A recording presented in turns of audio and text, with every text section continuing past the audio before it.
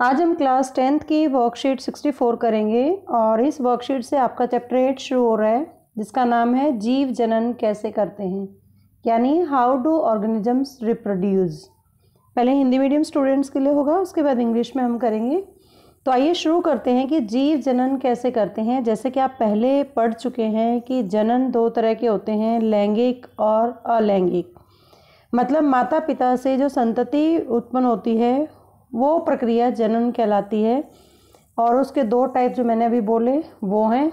तो जैसे हमारे शरीर में पोषण होता है, मतलब हमें खाने की आवश्यकता होती है, सांस लेने की आवश्यकता होती है, और जो चीज़ें हमने खाई उसको बाहर निकालने की भी आवश्यकता है उत्सर्जन के द्वारा।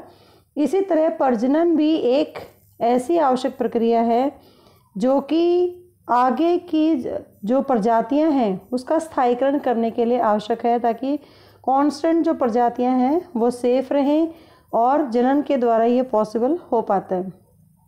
जनन के लिए जो सबसे महत्वपूर्ण चीज़ है वो है, जैसे अगर हम देखें कि इसमें एक अमीबा के द्वारा जनन कैसे होता है, ये एक दिखा रखा है इसमें।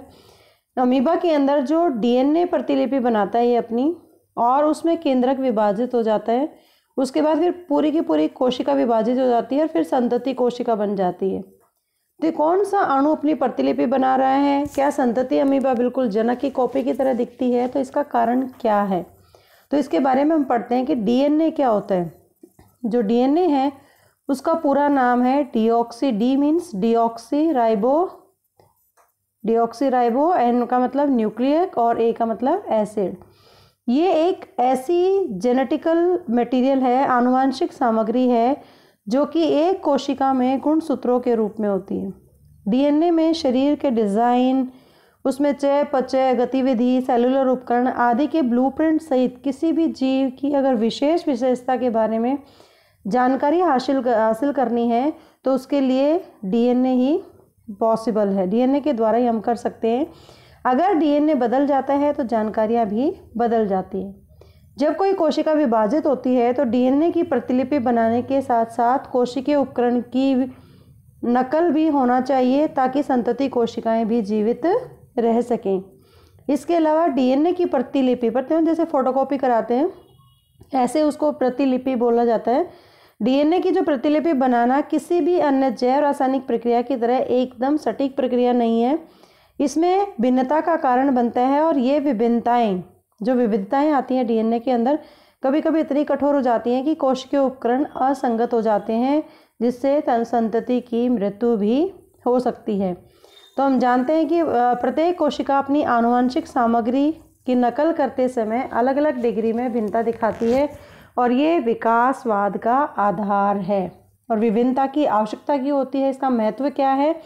क्योंकि किसी भी जीव के आवास में उसके शरीर के डिज़ाइन या विशेषताओं को बनाए रखने के लिए डीएनए की प्रतिलिपि आवश्यक है, जो न केवल एक जीव के निर्वाह में मदद करती है बल्कि एक प्रजाति को स्थिरता भी बनाए रखती है। हर बार जब कोई जीव प्रजनन करता है तो विविधताएं आती हैं, और ये जीव को अनुकूलन में मदद करती है। अनुकूलन मतलब वो अपने जिस इन्वायरमेंट में कोई जीव रहता है उसमें वो इजीली एडजस्ट हो जाते हैं। अब जनन है क्या? जनन की परिभाषा क्या है? जो जनक होते हैं, जनक मतलब माता पिता, उनके समान जो मूल लक्षणों वाले जीव से एक नया जीव का निर्माण होता है, उस प्रक्रिया को जनन कहते हैं। जनन दो तरह के होते हैं, एक होता है अलैंगिक जनन और दूसरा है लैंगिक जनन। लेकिन जो इकोसिस्टम है, हमारा पारिस्थितिक तंत्र है, उसमें प्रत्येक जीव अपनी प्रजाति अपनी भूमिका निभाती है, और इसी को पारिस्थितिक निकेत कहा जाता है। पर्यावरण प्रभावों के कारण ये जो भूमिकाएं हैं बदलती रहती है। तो अब हम बात करेंगे कि लैंगिक और अलैंगिक में क्या डिफरेंस है। जो अलैंगिक जनन होता है उसमें केवल एक ही माता पिता की आवश्यकता होती है, तो माता होंगी या पिता होंगे। लेकिन लैंगिक जनन के अंदर दोनों की आवश्यकता होती है। जैसे मनुष्य से बच्चे पैदा होते हैं तो उसमें माता पिता का योगदान जरूरी है, लेकिन अमीबा से दो अमीबा उत्पन्न होते हैं तो उसमें सिर्फ या तो मेल या फीमेल किसी एक पेरेंट की आवश्यकता होती है। इसमें युग्मक नहीं बनते, क्योंकि जहाँ पर जोड़ा नहीं होगा वहाँ युग्मक नहीं बनेंगे। जहाँ पर माता पिता हैं तो वहाँ युग्मक बनेंगे, नर और मादा, और गुणसूत्रों की संख्या इसमें समान रहती है। लेकिन यहाँ पर जो युग्मक जब जाइगोट बनता है माता पिता से, उसके दौरान जो उसके क्रोमोसोम्स हैं, गुणसूत्र हैं, उनकी संख्या आधी हो जाती है और वो आधी आधी करके बच्चे के अंदर कंप्लीट गुणसूत्र हैं वो चले जाते हैं। इसी तरह ये कुछ क्वेश्चंस हैं इसी वर्कशीट के आधार पर, ये अपनी नोटबुक में करेंगे। Now the time for the English medium students and today we are going to discuss about the worksheet 64 and the chapter is just a 8th chapter of your NCERT book, and the name of the chapter is How Do Organisms Reproduce. Now first of all, as the reproduction is non-essential process as compared to nutrition, respiration and excretion, which are vital processes. Why is it so? So to understand the answer of the above question, imagine if all the peacocks in this world stopped reproducing today, what would happen? Then after reflecting the above question, you realize that reproduction does not seem essential for an individual, but seem absolutely essential for the perpetuation of the species, means continuity of the species. If peacocks stop reproducing, it means their population will distinct after some time.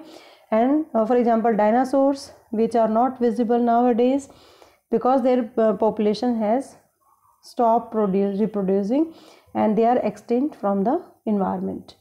Now let us look at the sketch of the dividing amoeba and observe the answers. First of all, there is a parent cell, and this is the parent cell, first amoeba, and there is a nucleus and DNA copying is there, and then it started to divide cytoplasm, and then cell division is also taking place, and the two daughter amoeba is formed, and these are exactly the exact copy of the parent cell. Then this is only possible through the reproduction. Now in the reproduction, the genetical material is called DNA. And what is the full form of DNA? Deoxyribonucleic acid. It is the genetic material which exists in the form of chromosomes in the cell. This DNA contains all the information regarding all the characteristics of the organism, including the blueprint of the body design, metabolic activities, cellular apparatus, etc. If the DNA changes, then the information also changes. When a cell is dividing, DNA copying has to be complete with the duplication of the cellular apparatus so that the daughter cells can survive. Moreover, copying of the DNA is not a foolproof process like all other biochemical processes, and this causes variation. Very, very important. Sometimes these variations can be so drastic that cellular apparatus become incompatible, causing death to the progeny.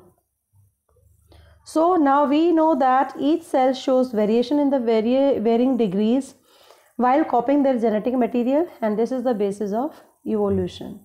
Now what is the importance of variation? First importance of variation is there. DNA copying is necessary for maintenance of the body design characteristics of the organism, a particular habitat, which not only helps in sustenance of the organism but also maintain the stability of the species. And each time an organism reproduces, variations come, and these help the organism in adapting the environment. Now, what is the definition of reproduction? Reproduction is the process of production of new organism from the existing organism with some basic characteristics as the parent. It can be of the two types, asexual and sexual. Now, every organism or species has a role to play in the ecosystem, and this is called Niche and ecological Niche, means the roles, and these roles can keep changing owing to the environmental influences. Now what is the difference between asexual and sexual reproduction? Asexual reproduction requires only one parent, but sexual reproduction requires two parents. In asexual reproduction, gametes are not formed, but in the sexual gametes are formed, that is male and female gametes. Number of chromosomes remains the same in asexual reproduction, but number of chromosomes halves during the gamete formation in the sexual reproduction. Now you have to check your understanding by doing these 3 questions in your notebook. Keep watching Super Vigyan. Thank you so much.